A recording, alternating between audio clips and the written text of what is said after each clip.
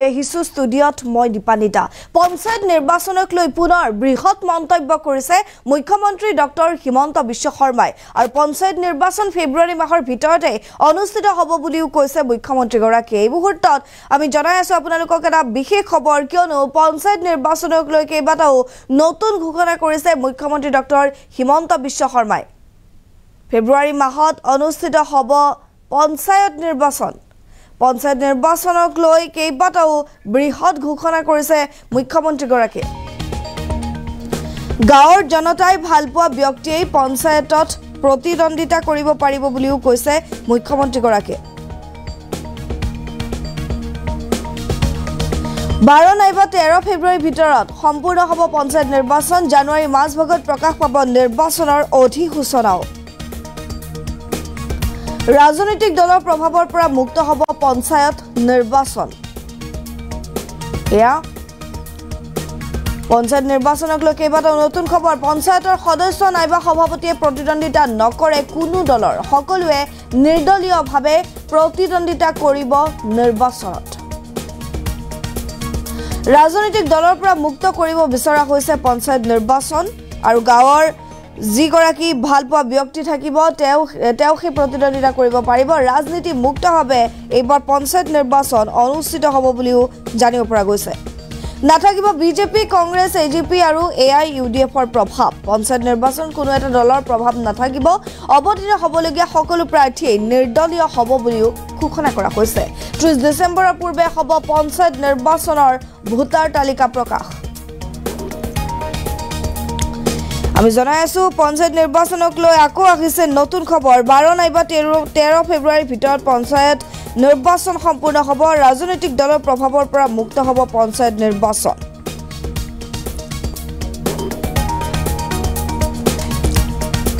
গাঁৱৰ জনতাই ভালপোৱা ব্যক্তিয়ে পঞ্চায়তত প্ৰতিদ্বন্দ্বিতা কৰিব পাৰিব। 12 নাইবা 13 ফেব্ৰুৱাৰীৰ ভিতৰত পঞ্চায়ত নিৰ্বাচন সম্পূৰ্ণ হ'ব। জানুৱাৰী মাহৰ মাজভাগত প্ৰকাশ পাব নিৰ্বাচনৰ অধিসূচনা। ৰাজনৈতিক দলৰ প্ৰভাৱৰ পৰা মুক্ত কৰা হ'ব পঞ্চায়ত নিৰ্বাচনক আৰু পঞ্চায়তৰ সদস্য নাইবা সভাপতিয়ে প্ৰতিদ্বন্দ্বিতা নকৰে কোনো দলৰ, সকলোৱে নিৰ্দলীয়ভাৱে প্ৰতিদ্বন্দ্বিতা কৰিব পাৰিব এই পঞ্চায়ত নিৰ্বাচনত।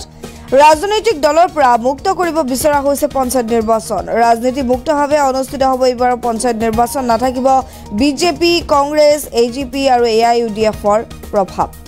অৱতীৰ্ণ হ'বলগীয়া সকলো প্ৰাৰ্থী নিৰ্দলীয় হ'ব। 30 ডিচেম্বৰৰ পূৰ্বে পঞ্চায়ত নিৰ্বাচনৰ ভোটাৰ তালিকাও প্ৰকাশ কৰা হ'ব বুলি জানিব পৰা গৈছে। মন্তব্য আছে আমাৰ হাতত, আগবঢ়াইছো। যথেষ্ট এক্সাইটিং হ'ব আৰু আমি ফেব্ৰুৱাৰী মাহৰ আগতে, বিশেষকৈ ফেব্ৰুৱাৰী 12 বা 13 তাৰিখৰ ভিতৰত আমি পঞ্চায়ত নিৰ্বাচনো আমি সামৰণি মাৰিব খুজিছোঁ, যাতে জানুৱাৰী মাহত আমি পঞ্চায়ত ইলেকশ্যনৰ নটিফিকেশ্যন দিব পাৰোঁ আৰু ফেব্ৰুৱাৰী 10 তাৰিখৰ আগতে আমি পঞ্চায়ত ইলেকশ্যন আমি সামৰণি মাৰিব পাৰোঁ। ইয়াৰ মাজতে ফেব্ৰুৱাৰীত অসম বিধানসভাৰ অধিৱেশনো হ'ব।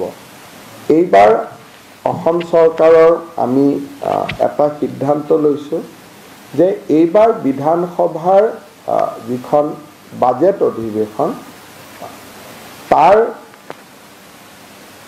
এটা সেশন বা এদিন আমি কোকৰাঝাৰত কৰিব পাৰোঁ নেকি, কিন্তু তাত ৰাতি নাথাকি ৰাতিপুৱা গৈ গধূলি গুচি অহা, যাতে বহুত বেছি খা খৰচ কৰিব নালাগে, এটা মিতব্যয়িতাৰ মাজেৰে আমি কৰিব পাৰোঁ নেকি, যে আমাৰ বিত্তমন্ত্ৰীৰ বাজেটখন আমি কোকৰাঝাৰত কৰিব পাৰোঁ নেকি। যিহেতু দিনটো বছৰটোৰ প্ৰথম সেশন হ'লে আমাৰ বাজেট পঢ়াৰ আগতে গভৰ্ণৰ এড্ৰেছ হয়, কিন্তু যদি এপ্ৰিলত সেশন নহয় ফেব্ৰুৱাৰীত হয় তেতিয়াহ'লে সেইটো ফাৰ্ষ্ট সেশন, বছৰৰ প্ৰথম সেশন বুলি ধৰা নাযায়।